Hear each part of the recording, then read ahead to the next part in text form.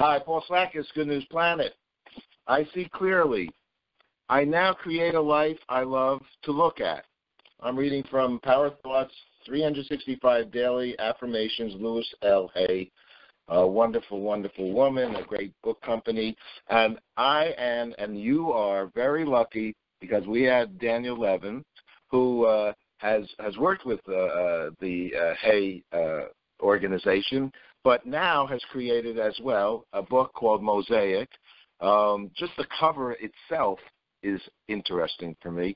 Daniel, hi, how are you? I am so good and so honored to be on your show, Paul. Well, we're lucky duckies that a good friend of ours mutually, Tom Martin, who we've made hundreds and hundreds of shows with, because Tom knows only wonderful, stupendous people doing good things for Mother Earth and for the betterment of society. So tell us about Mosaic. The Mosaic is a charming little fable. This is the way it started out. It started out as a story that I never meant to write. I meant to write a completely different book, being the director of business development at Hay House for 10 years and helping the company grow from $3 million to $100 million. I was going to write a self-help book as my legacy to leave to the world behind me. And that legacy was going to be called V2, and it was about the second version of your life. How do you live the life after the life that you've lived? And I sent it to a friend of mine who became my muse, and she told me, Danny, this is beautiful, but it's not your book. And I said, what do you mean? Do you think I plagiarized it? And she said, oh, no, not that at all. Your ideas are fresh and interesting and stated in a new perspective, but they're self-help driven. You're not a self-help person. You have no desire to be a teacher. What you are is a brilliant storyteller. Why don't you tell this as a story? And I fought her for about a minute and a half thinking, my legacy as a story, what does that mean? And then she continued to say, I think you should write a fable. And then I fought her for another 30 seconds because I thought a fable until it sank into me. And I thought stories really allow the reader to bring their own interpretation and their own lessons into them. They just sort of lob the ball over the net and people can then read those stories and understand from them what they will. And to me, that's the new paradigm. Where the world where people teach each other is disappearing, I think. And the world where we come together, like you're doing through World Peace Day, where you bring people of all different nations, all different colors, all different financial situations, where you bring them together to just celebrate one amazing moment, one day where we all imagine for a moment a world of peace. That's what changes the world. Okay, this is powerful stuff. So give us a little bit about the actual book. So what is a reader gonna see here? It is a simple, charming fable. It's a story about a boy who loses his parents 2 years apart on the same day. And when he asks the adults where his parents went, they tell him they're in a place called heaven. So he sets out as a child in search of that place called heaven. And the people that he meets along the way are not people that he would naturally think to meet. They're common, ordinary people. They're a street worker and a gardener and a blind woman and a homeless man and a waitress and a juice man. Not the people that you would naturally think would be the archetypes of the new society. But when he sits and speaks with them, and more than that, when he sits and listens to their stories, he realizes there's nothing ordinary about any of these people. And when he has enough of those realizations, when he meets enough people that he sees that what he first saw is not what is, he meets a monk who unzips the sky and walks him into a parallel reality where he meets the wise one.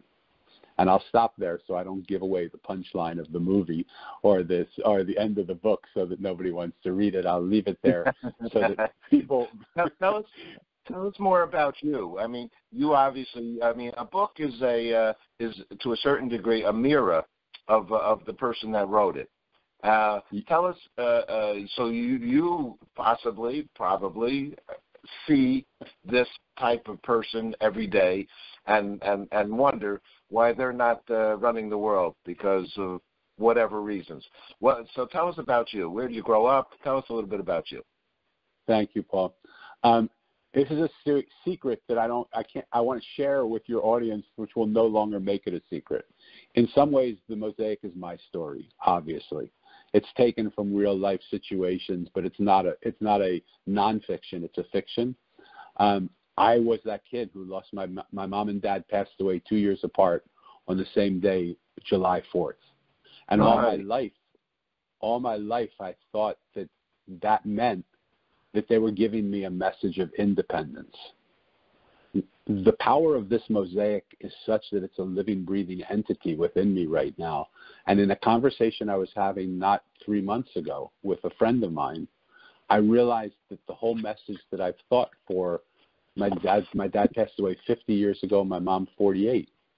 The whole message that I thought they were giving me was not the message at all that they were giving me.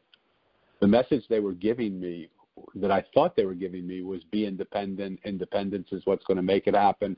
Get strong. You can do this. You can be on your own. What I realized 3 months ago was the message they were giving me was independence is what causes death. We were never meant to do this practice alone. We were never meant to try and be superheroes. When I ask people on a scale of 1 to 10, let's do it for a minute. On a scale of 1 to 10, with 1 being, this is absolutely not what I want to be, and 10 being, this is what I dream of for me and my children, where would you put the word ordinary? What number would you give that on that scale? What would I give it? Uh-huh. Me personally, I'd give it a 10. That's the best. It's good to be ordinary. I love you. That's why you and I are in sync. Most of the people that I say that to say 1. And when I ask them on that same scale, put the word extraordinary on there, they say 10. And so I ask them, which I can't do you because this is why you and I feel so close to one another so instantly.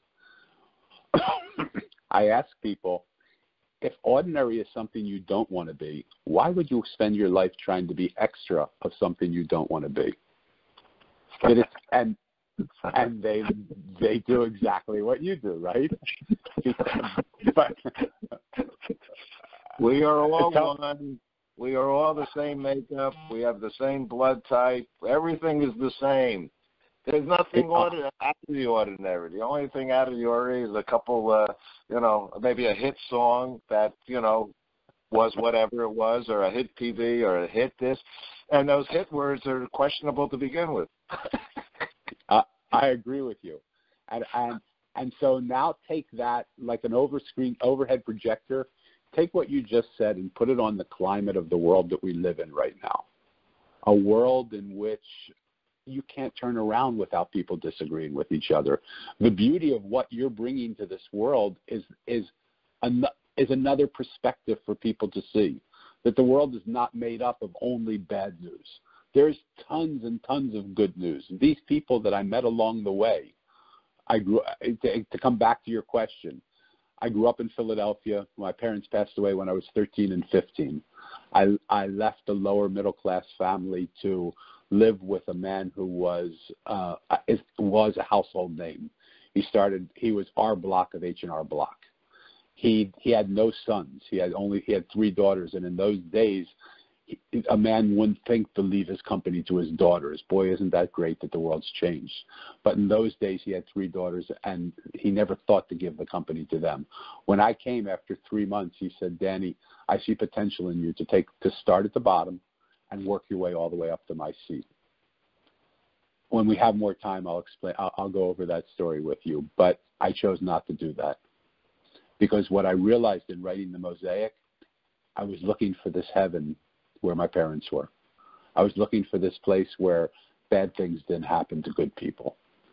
And I spent my life in constant search of that, having so many opportunities to prosper and grow in this world and always leaving those behind.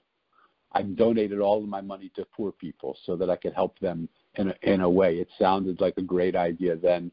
right now, I'm not so sure it was the best idea. Because it would have made effortless for me things that take a lot of effort now. But my dream was that this world was a place where together we could create something that we could never even dream of individually. And that's the goal of what Daniel, I have a question. Maybe I misunderstood or misheard. Did you just say earlier that 3 months ago you came to some realization? Yes, because 3 months, and you're not a little boy now. You're grown up, right? No, I spent 50 years believing that the lesson that my parents were teaching me through their death on the 4th of July. Both of them died on the 4th of July, 2 years apart. That's how connected they were. That's how much in love they were. My father died first, and my mother died 2 years later. I spent that time forgetting the love story, not seeing the love story, but hearing the message of independence, be independent, be independent, when their whole message was, we are so deeply connected to each other that we cross realities. When my dad passed away, my mom was still so connected to him from this world to that world that she longed to just be in the world that he was in, wherever that world was. And she left 2 years later on the same day as homage. I remember reading in her journal years and years ago on July 2nd, only a couple more days now, and I'll be with you, Al.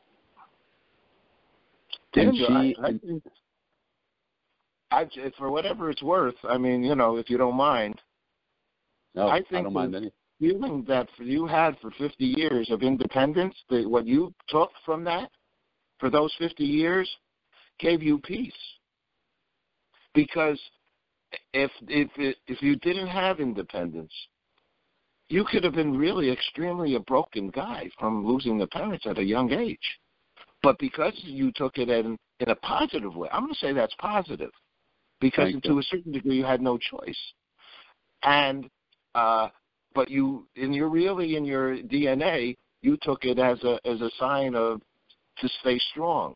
It's got to be very hard to be a child without a parents, right? More than I even know, because there were parts of me that shut down at that moment, obviously, because it was so painful for me. And so what I started to do, if I can be really vulnerable with you and open, what I started to do is in the world, just like you realize. It's how I am. So because I think when we're vulnerable, we're relatable. And so really what happened to me in that moment is my independence became the walls that I built around myself to showcase to the world someone that was stronger than I was. But beneath those walls, behind those walls, was an injured little boy. And I didn't ever want to show that person to people because I didn't know I had to be strong. When my dad passed away, I had to be strong for my mom. When my mom passed away, I had to be strong because I was moving from Philadelphia to Kansas City with my aunt and uncle, who I didn't really know that well. And I had to maintain my space and sort of uphold who I was in a world that I didn't know, that I was scared of, because all of a sudden I was in the upper echelons of the world talking to the richest people in the world. And I didn't know how to be in that world. So I built walls around myself, and those walls became stronger and stronger. And the more that I defined myself by the walls that I built around myself, the less I wanted to showcase who I really was.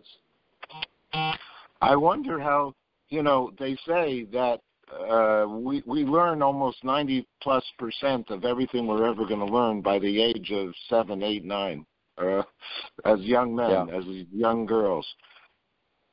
What was your recollection of your parents? Strong characters? They were different. They were madly in love with each other. My dad married later in his life. He was sort of I'm not going to say a playboy, but he was sort of a bon vivant, and he just enjoyed life. My mom had been married previously, married a man who right before the war, He went off to war and he came back a completely different man. And within a very short period of time, they got divorced. And she didn't know if she would ever find the love that she was seeking. She walked into a club that my dad was at in those days, and my dad looked at her and said, to his friend, "This is the woman I'm going to marry." And a very short while after that, they were married. So, and they lived that way. But my dad was I don't give a damn what anybody else thinks. I'm going to do this the way I want to do it. And in one way, his boldness and his strength really taught me a lot. In the other way, my dad died with one suit and a mountain full of debt. And so there are things that I'm still piecing together from that. My mom wanted me to be like everybody else, but I wasn't like everybody else. As a child, I had a play friend that I thought everybody saw, but nobody saw them but me. And when I tried to show him to my mom, she thought, "Oh, you're crazy. You're talking to somebody that doesn't exist." But I always was able to see things that people couldn't see, and it separated me and kept me alone for a long time because I thought I was a freak or weird. It was only later when I started to work with government organizations or corporations or small businesses that quality to see what people couldn't see became an amazing gift, because that became a tool for innovation. That became a way that people now started to innovate in companies and find new ways of doing things that brought different results. Because as long as we continue to do what we always do, we continue to be what we always are. But this innovation brought new possibilities. And then I became sought after for a while, which was great. Daniel, you're very, very, very, very kind, I will say. And I feel wise to share what you're saying here and giving that out to the world, because I really, truly believe that, myself included, have so much of these, the thoughts that you're sharing, and to, in essence, share them publicly is really healthy. Your book is going to do really well. I didn't have a chance yet to read it. You've inspired me to read it. And, Thank you. I'm sure what you're saying here internally is being shared externally on a piece of paper. So it's very exciting. The book's Mosaic. Tell me about the cover. Just the cover alone, it's intriguing in a simple way, in an ordinary way. Thank you. And the cover is just black and white pieces put together as a mosaic. It's simple.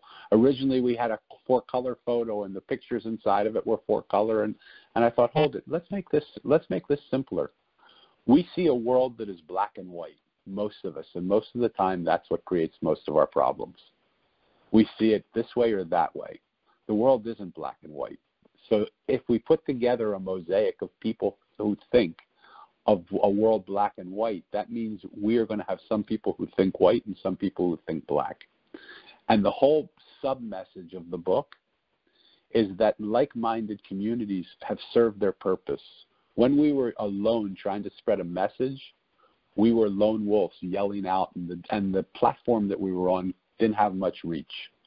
So we had this brilliant idea: let's come together with people of like mind, and let's start to all howl together like a pack of wolves howling together. We can be heard more and further.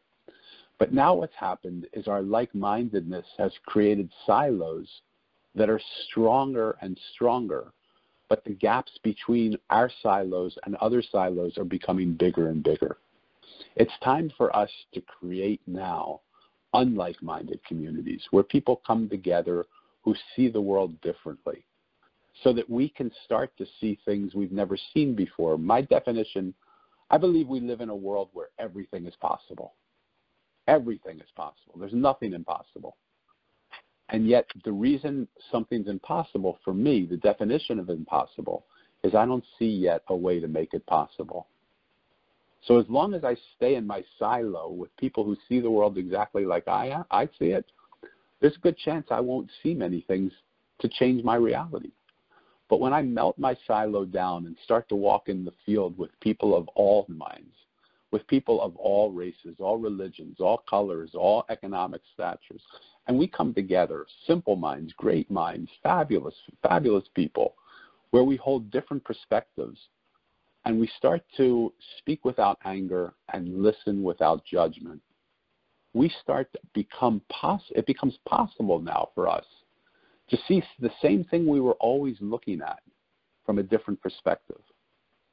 And if my definition of impossible is I don't yet see a way to make it possible, that simple practice of joining together of unlike minds allows me to lean into the possibility that the impossible becomes possible.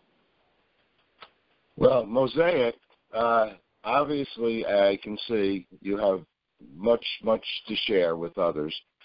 And the good news for you, I imagine also, is that because of the strength of what you've written here, a famous, renowned publisher, Waterside Press, who has worked with Eckhart Tolle and Neil Donald Walsh, some of the biggest names in important work, have brought you on. And I know that this whole Mosaic, for you personally, is you desire to make a movement out of it, for people to in essence, improve their lives and treat themselves and each other in a beautiful way. Isn't that so? 1,000,000,000%, and it's part of what intoxicates me with what you've done, because what I want to do is not recreate the wheel, but come together with people that are having global impact. Because here's what I really believe: we were never meant to do this on our own. The lie has become so easy to believe, we call it the truth now. And the truth has become so hard to believe, we call it the lie. The lie is that we're separate. And when we sit here, and I sit in my body, and you sit in your body, and you're in New York, and I'm in California, how is it possible we're the same? But science, which has always been the adversary of metaphysics, is now becoming at the forefront of metaphysics. And it's sharing with us that we are not form, that even in the form of our body, no form exists. We are energy. And the same breath that you are exhaling right now, I am inhaling several seconds later. The same molecules that I'm inhaling in this moment contain the molecules of Mahatma Gandhi and Adolf Hitler. And so we are made up of a world of energy where we are all the same. And so in a world where we are all the same, which I've heard you mention many times even in our short conversation, who fights with whom? Because there's nobody left to fight. And so if we could see what we don't see, if we could see that the superficial differences that we think separate us are only that, they're only superficial differences, and underneath, every single one of us wants the same thing. We want to be loved and accepted. We want to be heard and acknowledged. Do I have time to share with you a short little story? Go ahead, my friend. Thank you. I have the honor of having she'll turn 29 this weekend, a 29-year-old developmentally delayed daughter. And over the course of those 29 years, there were many moments that I didn't think that was such an honor. My daughter doesn't know how to speak the way we speak. I often can't understand her. Her words are blurred, almost as if someone who speaks with a stroke. And for a long time, she was so frustrated in her inability to communicate that she would throw tantrums. And her tantrums, when they couldn't communicate, she would come running at me and try and rip my shirt or bite me. And we would be out going someplace, and she would throw a tantrum. And it was so hard because I just loved her so much, and I wanted to know what she was saying so much. So I finally sat after several years of this happening. You would think now, looking back, why wouldn't you do this right away? But I just didn't know what to do. I finally sat and I thought, why is she doing this? What is it she wants to say? And I said to her, Elisa, that's her name. I said, Elisa, try and communicate with me in a way you can communicate. And lo and behold, what I found is that, and this often happens, when one part of us is delayed, other parts of us are excelled. She had the ability to put thoughts into my head and for me to understand them. But I hadn't been listening to those. And so I started to see that she was communicating to me with thought. And most of the time I got it now. And then there were some times that I didn't. And so I would ask her, okay, I think I get a sense, but try and help me with your words to tell me what you're saying. And because I've been with her now almost 29 years, I sort of started to understand her language. And between the the telepathic communication and the verbal communication, I could piece it together. But sometimes I couldn't. And on those moments where I couldn't, she threw a tantrum. And in those moments where she threw a tantrum and I still couldn't get it, she came running at me to try and rip my shirt or bite me. What I realized finally is that she was giving me a model, a blueprint that every person in the world I know follows. When they speak and they don't get heard, they yell. When they yell and they don't get heard, they create a scene. When they create a scene and they don't get heard, they try and destroy something. And I thought, what would happen if we were to come together and just listen to each other? We don't have to agree with what each other says, but if we were just to be able to listen to each other and acknowledge that we've heard what a person said, validate that we understand that's what they believe, and accept them for believing what they believe, what would that do to the world? I believe if I did that to a terrorist organization, they might still blow up buildings, but they wouldn't blow up the buildings that I'm a part of. Because once we feel heard, acknowledged, and validated, it's okay to disagree. But we're on the road to something. I'm on that same exact page, and that's totally how I believe about world peace, and maintaining it, and keeping it, and living in the joy of it. Good communications is the key, and communications is not a one-way street; it's a two-way street. And the more we are compassionate and understanding in that opportunity of us human beings to be with each other, the better off we all will be. You might not even like what someone says, but you have then the opportunity to say, I don't like, and or you have the opportunity to walk away. And those that can't do either of those punch you in the nose. So it's all good. Let me ask you two last questions, Daniel. We could talk, I know, for a long, long time together, and we will. And it's a real honor and pleasure to speak with you. First of all, do you have a website? Let me ask you that. Yes, it's going up today. I have a website. It's danielbrucelevin.com, but the website that's going up today is themosaiconline.com. Okay, great. So the two last questions I'm going to ask you is, the first one is based upon our involvement with World Peace and the International Day of Peace. And I've asked thousands of people, what does peace mean to them? So Daniel Bruce Levin, what does peace mean to you? I love that. And I'm so honored to be a part of the group of people that you ask. So what I see peace is, and again, it's a play on English language. I see peace by peace, P-E-A-C-E by P-I-E-C-E. We sometimes the schisms that separate us, the valleys that separate us, my silo from the silos that other people live in are so big that it's hard to create a bridge from one to the other. But here's what I can do, like a mosaic. When you look at a mosaic, every piece is connected to every other piece, which then connects you to every other piece, which then connects you to more pieces. But they're not connected on all sides. Sometimes they're just connected by a corner. Sometimes they're connected by a side. Sometimes they're connected on dual sides. But when we find the pieces that we can connect with, even from a corner, and make that connection, and allow those pieces then to connect with other pieces, pretty soon that space that we need to build a bridge over becomes a bridgeable space, because we create piece by piece. Each one of us comes together to share and find those areas of commonality that we can agree to, and then we build our piece based on that. Does that make sense to you? Makes total, complete, utter sense. I loved it.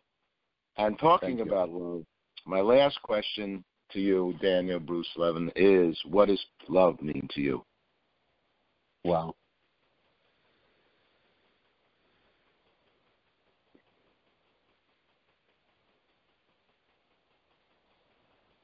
I don't believe there's anything else in the world but love. And I think that we all relate to it in the way that we can. And when we have the compassion to see that the only reason someone is still behind the wall that doesn't allow love to seep into them, and we treat them with the love and understanding of how can I help to dissolve your wall so that you and I can come together, rather than throw stones at it and bricks at it and make it stronger, we change the world. If we were walking along the road and we were to see someone who is sick and they fell down in front of us, many of us would continue to walk by, but some of us would stop, and we would stop and offer our assistance and our help. But if we would realize that every single one of us, emotionally, psychologically, spiritually, physically, has so many tests and challenges that we're putting up with, and we would give some space for people to be able to respond to the world in the way they in that moment have to, and we would just love them, and we would care for them, and we would honor them and hold the space for that to be okay, rather than yell at them and disagree and try and overpower them, I think the world we live in would be a different place. And if I can just add one more piece, we've all grown up with the golden rule: do unto others as you want others to do unto us. But I treat you way better than I treat myself. If you and I were walking and you fell down, this would be my promise to you. I would lay down next to you and make sure you're okay. I would sit with you for a few moments until you felt like you could get up. And when you got up, I would help you up, and I would stand with you and hold you until you felt confident about walking. And when you walked, I would walk with you for 10 steps, and then I would watch you walk for another 20. Now, that's my commitment to you. If you and I were walking and I fell down, I would say, you clumsy son of a gun. Can't you even walk? Like, what the hell is wrong with you? Here's a person that you just met. You walk with them and you fall down. Like, what are you, stupid? And so I asked myself, how can I love you so much and loathe me so much? And what would it take if, instead of treating other people like we want to be treated, we started to change, make that a new rule? I call it the Mosaic rule, that we love ourselves as we love other people. Because I would never do to you the things that I do to myself. And once I start to love myself the way I love you, the wall that I put around me to protect myself from my own abuse can drop, which now opens up the world to me in a way that I never saw. Most of the love we need to have needs to start with ourselves. And from that, it'll be easy to love each other. Okay, my friend. Thank you so much for sharing. I wish you much success with the book. I'm sure it's going to be a big, big success story. Thank you. Well, can I share with people that it's available on Amazon? You sure can. So just go to Amazon.com, the Mosaic. If you don't see it immediately, type in the Mosaic Daniel Levin, and it will come up. And please get it. Please share with me your thoughts. Please allow it. Tell me your experience of it, so that it can open you up to things that you don't see now. I look forward to communicating with every single person in this world. And Paul, I hope and pray we will do more work together. I love what you're doing. It is written. Thank you, Daniel. It's my honor. Thank you, Paul.